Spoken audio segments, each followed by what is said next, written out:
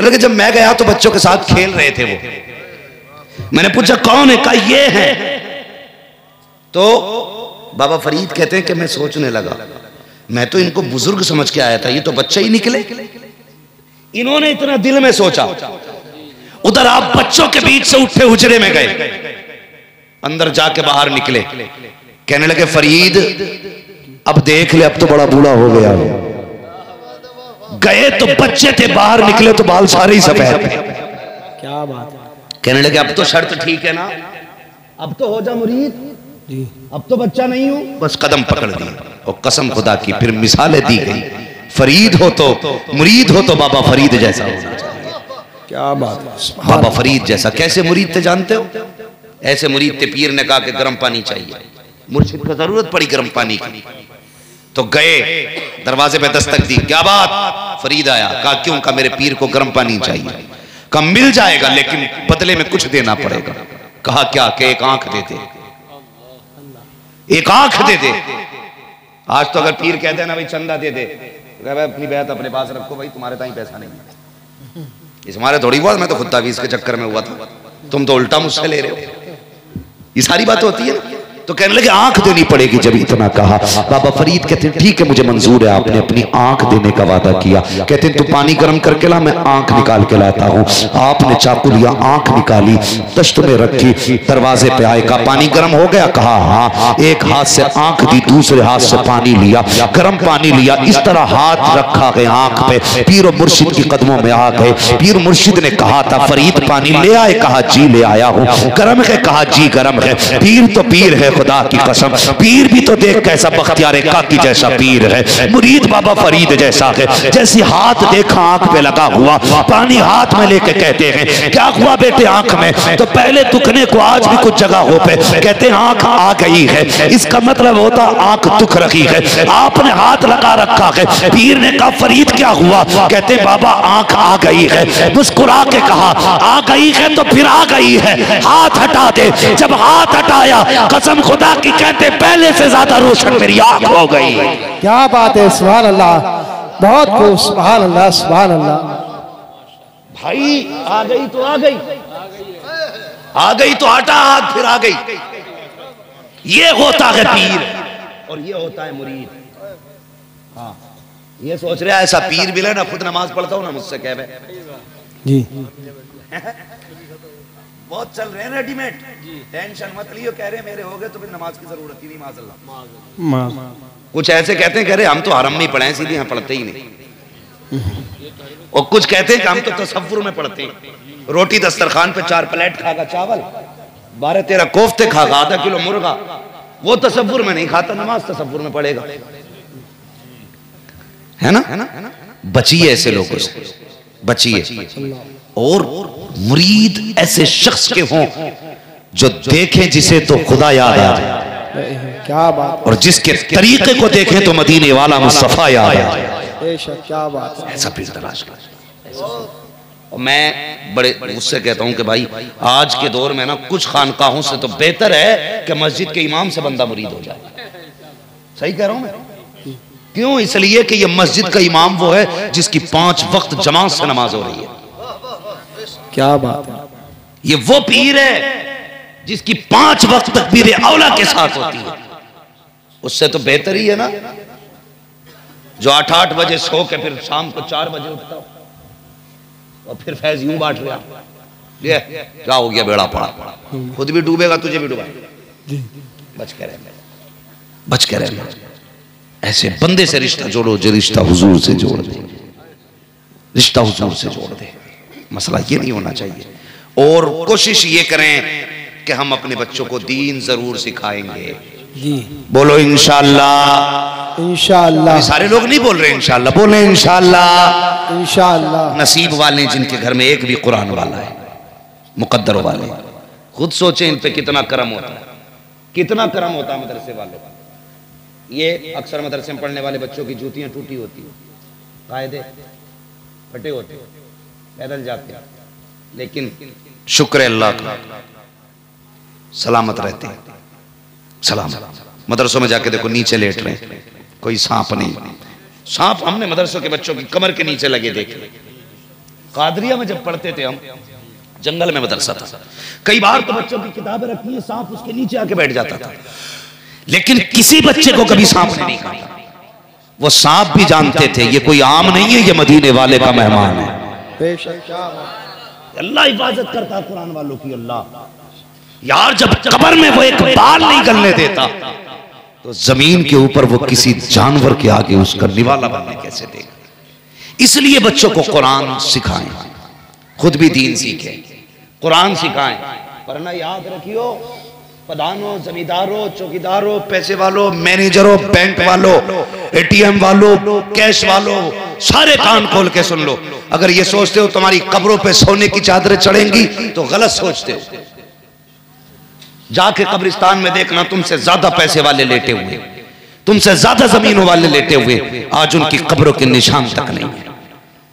दौलतों से कब्रों के निशान नहीं बनते, लेकिन जाओ जाकर के देखो, एक मलंग लेटा हुआ है, एक फकीर लेटा हुआ है। अगर अल्लाह वाला दरिया के किनारे पे लेटा हुआ है ना, खुदा की कसम, बड़े बड़े सोने चांदी वाले भी उसके कदमों में फकीर बन के खड़े नजर आए। क्या बात है।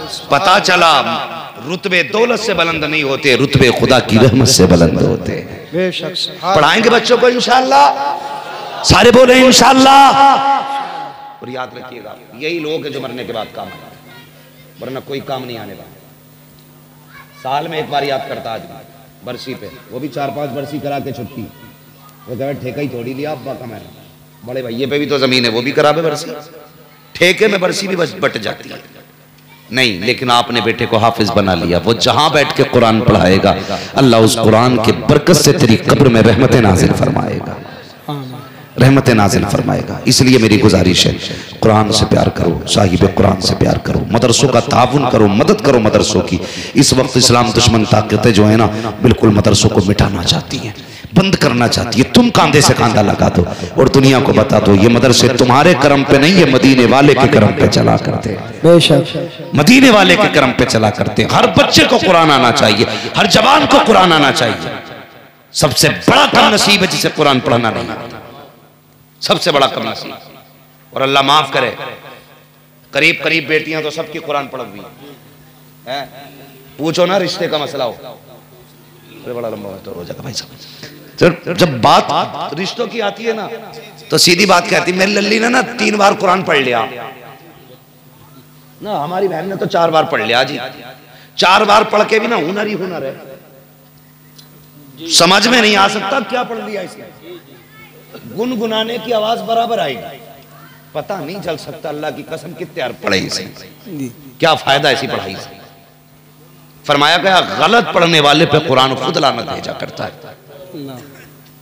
इसलिए कुरान को तजवीद के लिहाज से पढ़ो।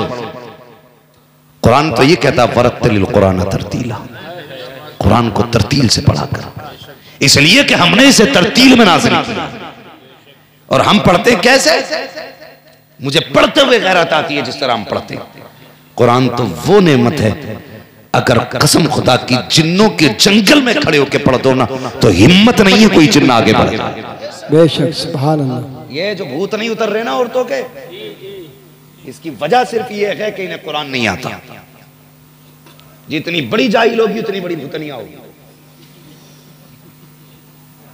जिन्नात उसके उतर सकते जिस पे चढ़े हो, जो खुद ही हो तो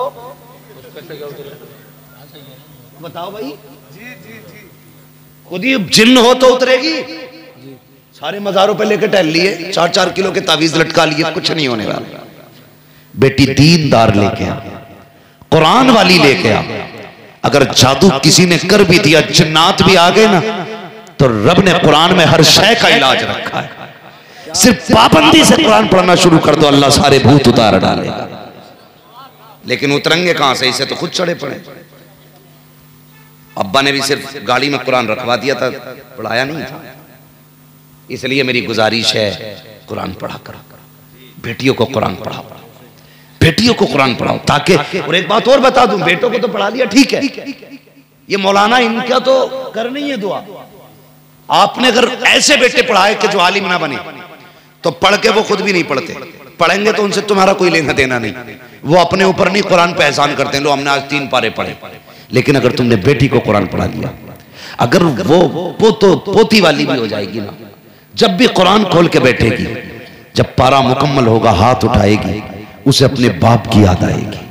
वो कहेगी यार अब जो मैंने आयतें पढ़ी हैं इसका सवाब मेरे बाप की रूह को अता फरमा दे। बेशक, क्या बात है। ये बेटी होती है, इसलिए बेटियों को भी पढ़ाओ। और तुमसे गुजारिश है, शादी जरा हल्के हाथ से कर लो। नाराज हो गए क्या इस बात पर? क्यों ये सोच रहे हो ना हमारे बहनों ही ने तो हमसे 10 लाख लिए थे, तू हमें रोक जाओ। जैसी करनी वैसी जोर से, जैसी करनी वैसी भरनी। जब लोगे तो दोगे भी, दोगे तो लोगे भी। इसके नुकसानात आप देख रहे हैं। नुकसानात पर अगर बात की जाए कई घंटे हो जाए, बस इतना समझ लो मुख्तसर में, ये निकाह के ये फितने फसाद वाली जो रस्म है ना, ये खत्म कर दो। अब लगन हो रही है, आप मिलन हो रहे हैं, आप पक्की करने आ रहे हैं, आप चढ़ाने आ रहे हैं, आप पहनाने आ रहे हैं, अब अपनाने आ रहे हैं। बेड़ा ही गरक कर दिया लड़की वाले। जब से रिश्ता बंद होता, जब से रिश्ता जुड़ता है ना, और जब तक लड़की मरती है, लड़के वालों का मुंह फैला रहता है और इसकी जेब का मुंह फैला रहता है गरीब का। तीजे में आ रहा तो दमाद को 500 रुपए, 40 में आ रहा तो दमाद को 500 रुपए, ईद पे आ रहा तो 1000 रुपए। ओ अल्लाह के बंदे कभी तो छोड़ जा। है कफन दफन इनका बस चले तो कब्र की जगह का पैसा ले ले। बदलो यार अपने आप को, सुन्नत के तरीकों पे निकाह करो, ताकि तुम्हारे तरीके देख करके गरीब मुस्कुरा के कहे या रसूल अल्लाह वाह तेरा दीन, ऐसी उम्मत में पैदा की गई हूं जहां पे गरीबों को भी निभाया जाता है, अमीरों को भी निभाया। ऐसे हालात पैदा करो, ऐसा ना करो जो तुम्हें देख के कहे अल्लाह किस उम्मत में पैदा कर दिया। यहाँ तो सिर्फ अमीरों की इज्जत होती है, गरीबों की वैल्यू नहीं। जो बेटियां मुर्तद और काफिर हो रही हैं ना, उसकी दो सबसे बड़ी वजह है। एक तो तुमने उन्हें मोबाइल दे के आवारा छोड़ दिया के, और दूसरी वजह यह कि तुमने शादियां मुश्किल कर दी जी। ये सबसे बड़ी बात है भाई। टाइम पर शादी होगी कहां से, जब बाप पे 10 लाख देने के लिए होंगे नहीं, और ये लालची कुत्ता 10 लाख से कम में किसी की बेटी लेने नहीं आएगा जी जी। किसकी शादी टाइम पे होगी? फिर 40 साल जब इसके हो जाएंगे, जिसे लड़का नहीं मिला तो इसके हिस्से में वो बुढ़ा आता जिसे कोई लड़की नहीं मिली। हाँ, कई लड़कियों के ये फोन आए, हजरत हम क्या करें, हमारे बाप ने निकाह जिससे किया उसकी उम्र हमसे 20 साल ज्यादा है। मैंने कहा वजह, उसने वजह बताई, वजह थी गरीबी। तुम्हें क्या लगता खुदा सिर्फ तुम्हारा ही है, गरीब का खुदा नहीं है?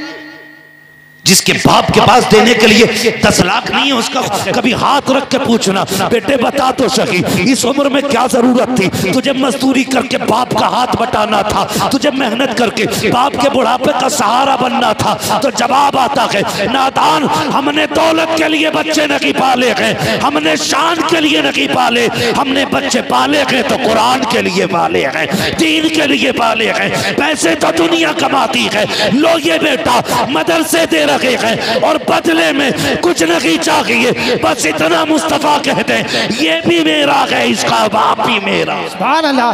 नारे तकबीर, नारे रिसालत, नारे गौसियत, मसलके आला हजरत हजरत अल्लामा मुफ्ती हम्माद साई किबला उलमा अहले सुन्नत। मैं सलाम करता हूं उन माओं को जिन्होंने इन बच्चों को रोटियां बना के खिलाई है। मैं सलाम करता हूं उन बहनों को जिन्होंने वक्त से पहले इनके कपड़े धुल के तैयार किए, कि जिन्होंने ऐसे भाइयों की खिदमत की। वो यार वकील क्या देगा बहन को, जज क्या देगा बहन को, मंत्री क्या देगा बहन को, कोड़ी तो कोड़ी के वो कागजात जो आंखें बंद करके किसी के नहीं रह जाते। खुदा की कसम तुमने उन्हें रोटी बना के खिलाई है जो तुम्हें वो जन्नत दे के जा रहे हैं जो खुदा नसीबों से दिया करता है। क्या बात है, सुभान अल्लाह। नसीबों से खुदा देता है। अल्लाह इन भाइयों को सलामत रखे। और याद रखिएगा मेरी एक बात, बहुत गौर से मेरी बात सुनिएगा, सबको औलाद प्यारी होती है कि नहीं? बोलो, नींद आ रही है तो बिल्कुल मत बोलो, और कोई सो रहा तो उठाना मत, इसलिए मत उठाना, अगर यहां मौत आ गई तो इंशाअल्लाह जन्नत में ही जाएगा। बोलें जरा या रसूल अल्लाह, या रसूल अल्लाह। जाग के मौत के डर से, मौत अपने वक्त पे आ गई। मगर मेरी बात सुने, नसीब वाली हैं वो माएँ जो ऐसे बेटों को दूध पिला के जिन्होंने परवान चढ़ाया, जिन्होंने बदले में कुरान के हिफ्ज की सनद माँ बाप को दी है। हिफ्ज की सनद मजाक नहीं होता है, ये तो माँ बाप है सागिर। उनकी बात आप देखो, बेटे किसी के भी हों खाने अपने घरों पे खिलाते हैं। ये इतनी बड़ी बात है। एक बूढ़ी औरत मदरसे गई, जाके कहने लगी मौलाना एक बच्चा चाहिए। क्यों? का खिदमत करनी है, कुरान वाला। तो उन्होंने एक बच्चा दे दिया। औरत बेवा थी। क्या थी? समझ रहे हैं ना? हाँ देखिए, सर मत हिलाइए। मैं सर को हिलाता ना तो मेरा मूड खराब हो जाता है। पढ़े लिखे लोग हैं ना तो मुंह से बोलिएगा समझ में आए, तो ना बोलेंगे मैं समझूंगा दोबारा समझा दूं। बेवा औरत थी, बूढ़ी, कोई था नहीं। मदरसे गई, बच्चे को लेके आ गई। नियम क्या था?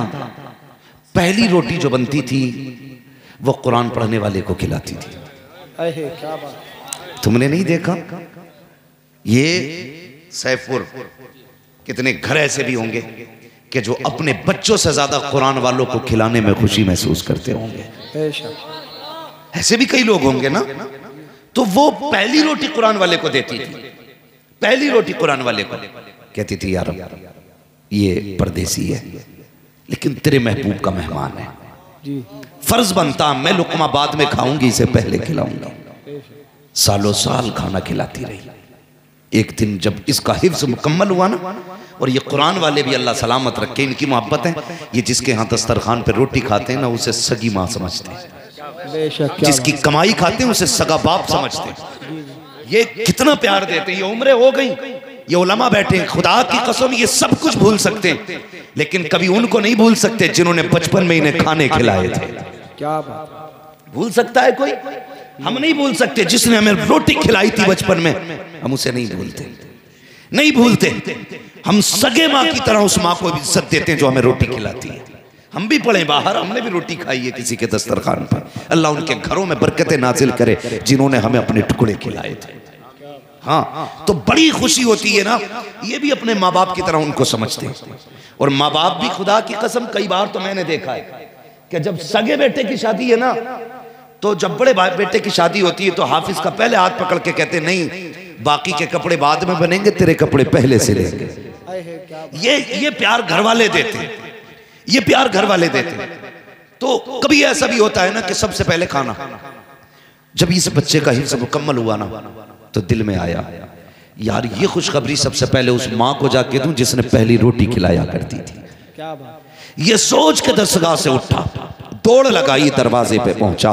क्या देखता कि भीड़ लगी है लोगों की। कहा क्या बात है? कहा आज इस खातून का इंतकाल हो गया जो रोज तुझे पहली रोटी खिलाया करती थी। अल्लाह अकबर। दस्तरखान के आगे आया, आके दरवाजे को देखा, बूढ़ी माँ जनाजे पे लेटी हुई थी, आंसू पोंछता हुआ तालिब इल्म था, वापस चला गया। जाकर के किसी से बात नहीं की, गुजरा अपना कमरा बंद किया, आंसू बहा के कहता, यार अब वो आ रही है जिसने मुझे रोटी खिलाई थी, आज वो दुनिया से जा रही है जिसने पहली रोटी का लुकमा मेरे मुंह में दिया था। ए मालिक मैं उसे क्या दे सकता हूँ, आज वो तेरी बारगाह में आ रही है। बस इतनी इल्तिजा है।